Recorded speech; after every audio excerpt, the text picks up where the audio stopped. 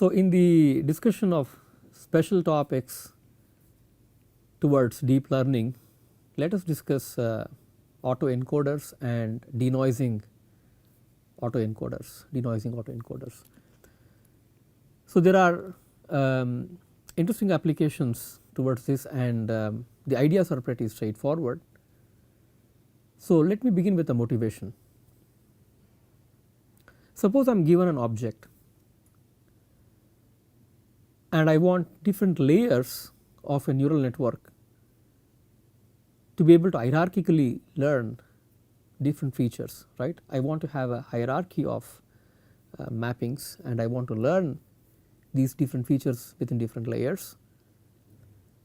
Somehow when I compactly get towards a representation, I am in a lower dimension sort of. So, I have encoded, I have sort of removed redundancy, and I am in a compact representation for my input vectors. So, that is my encoding, right. And then I would like to pull my vector from the encoded state all the way when I have to decode it, right. If I have to decode it, I have to come up with another mapping, a nonlinear mapping that can take the encoded state towards the decoded output. But it is a sort of a code in a sense, because I have a mapping from a higher dimensional space to a compact representation in a lower dimensional space. And in the process of this encode and map and decode, which can be realized as a composition of these two mappings, I can do optimization over all possible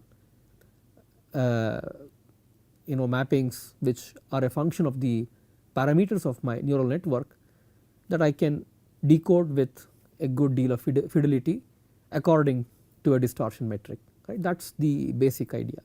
So, let us work through the details. The concept is very simple. So, if you have digested how optimization can be done within the context of L2 and possibly regularization, you can easily see how one can build autoencoders. Okay. So, put in a nutshell, this is a neural network. Autoencoder is a neural network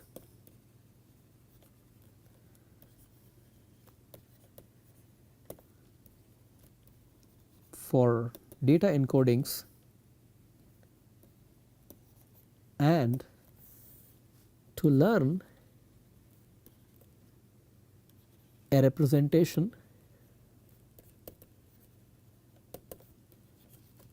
of a data vector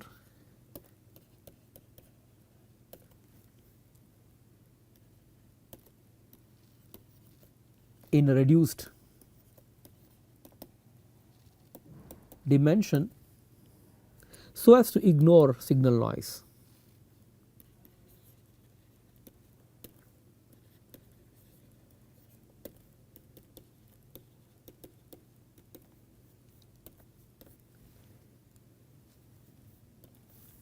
So, what is the idea here?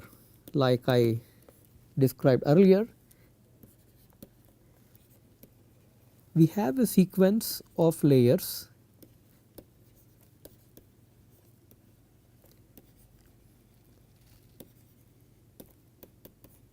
from the input all the way to the output to learn local features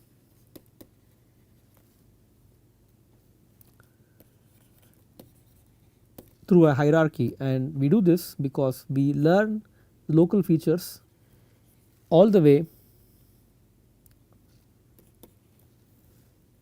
to features that are less local, right, to less local features,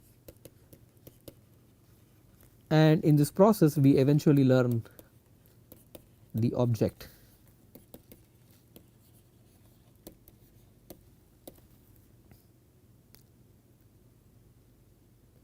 And the decoding layers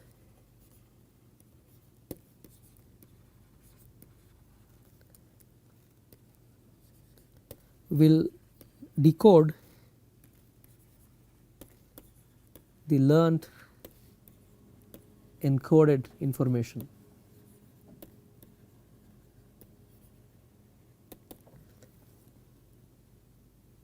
Now, in the context of a qualitative discussion, what do we mean by learning less local features as we get towards the object, as we eventually learn the object? So, imagine I have to learn the image of a cat, right. Maybe my first features are possibly the ears of the cat, maybe the eyes, the structure, etc. That is my first step. The next detail would be the sort of whiskers on the cat, etc., right, or its or subtle details, subtle local features. So, in a way there is some sense of multi resolution that is happening as a process of learning the object, and this is how we do in practice, right.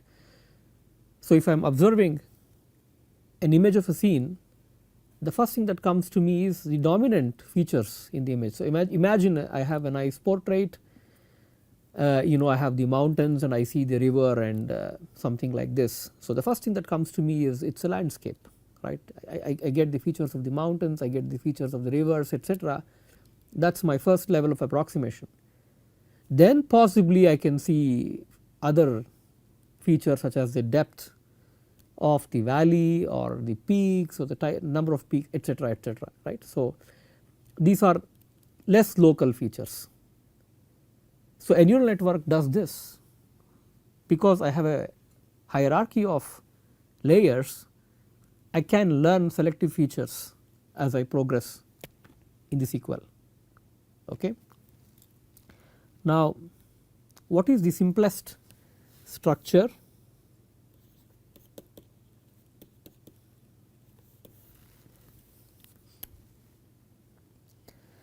So, I have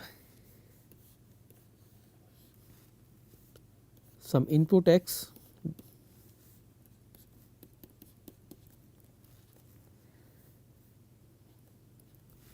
so I have all these layers that I indicate by this bold arrow, and I encode. So, let me use a different color here.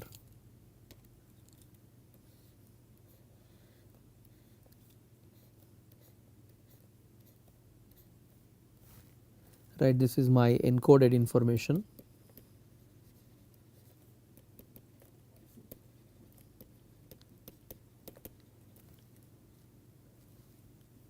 and from this I need to decode.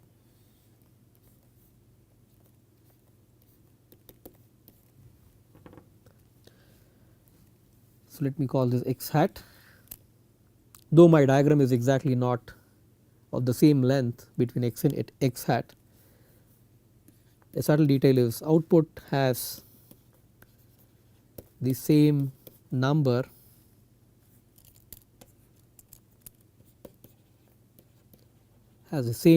of nodes as the input, and typically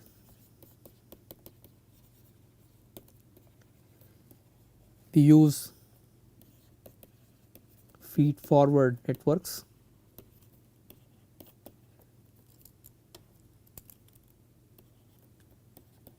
such as the multi-layer perceptron to accomplish this task, but this is not a restriction. You can also have other configurations to realize these autoencoders.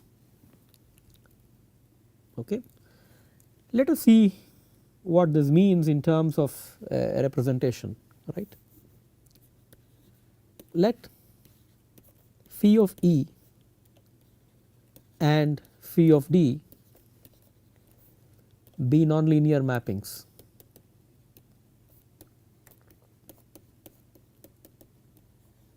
So E stands for encode and D stands for decode. Phi of E takes a point in the space script X to this space which is script F.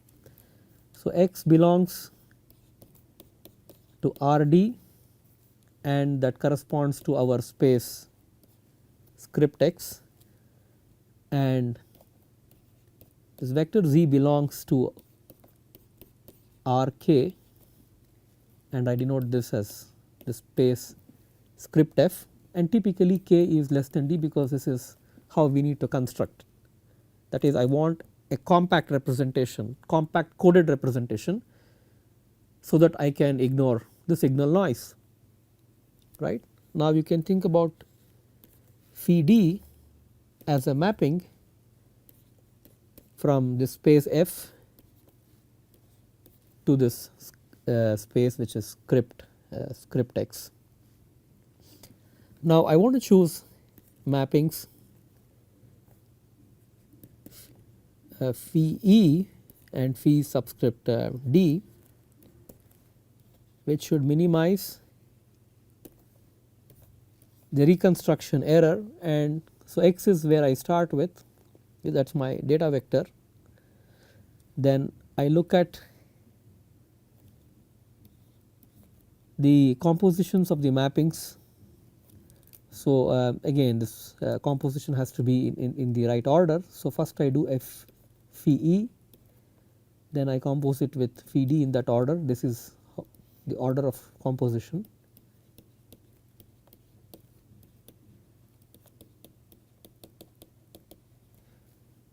That is acting on X, and this gives me my X hat, and I want to minimize this metric, norm squared metric, over all possible mappings phi E and phi D. So maybe I put star here indicating that is the mapping which is optimum that I need to choose. And if you were to be a little savvy, you would take this expectation here over all possible realizations of the data vector X belonging to the space script F, script X. Okay. So you can have a hierarchy of layers in this case, but let us consider a single hidden layer, okay, for purposes of simplicity.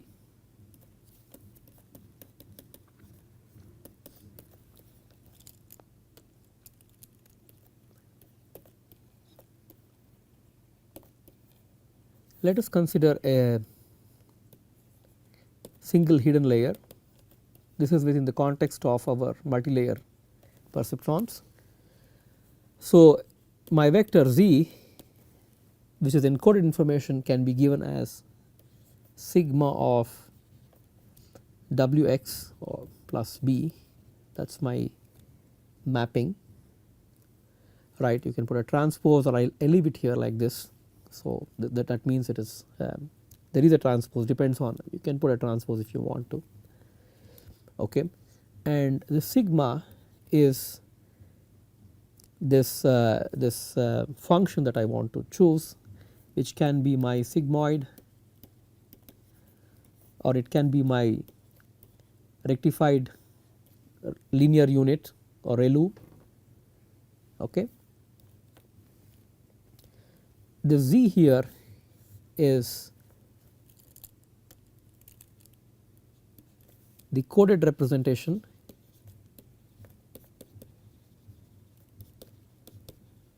and it's also called the latent representation.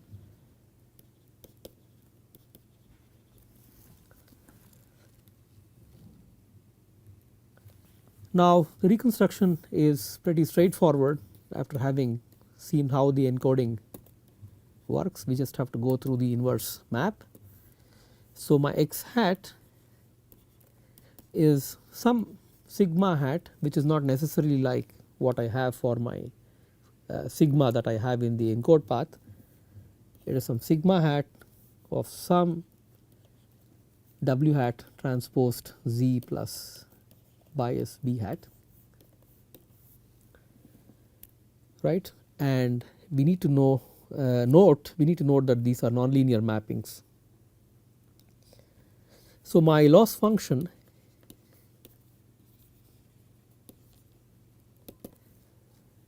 is, if I just consider the vectors x and x hat, I look at the Euclidean norm between x and x hat, and if I express this compactly, this is x minus. So, first I have to have the encode, which is I do the sigma of wx plus b, that is what I do first. Then one sigma wx plus b, then what I do is I do the w hat on top of this plus bias,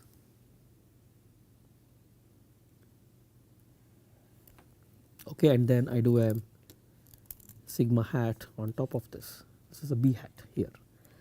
Okay, so we have this normed square for two vectors x and x hat. So, this is like my x hat, but if you are looking at the average loss, then you have to minimize this over all possible realizations of the data vectors x. So, one can also minimize the average loss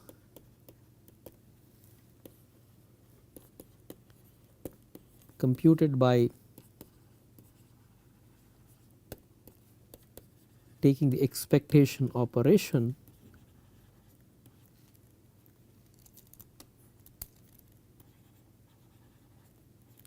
over this loss function.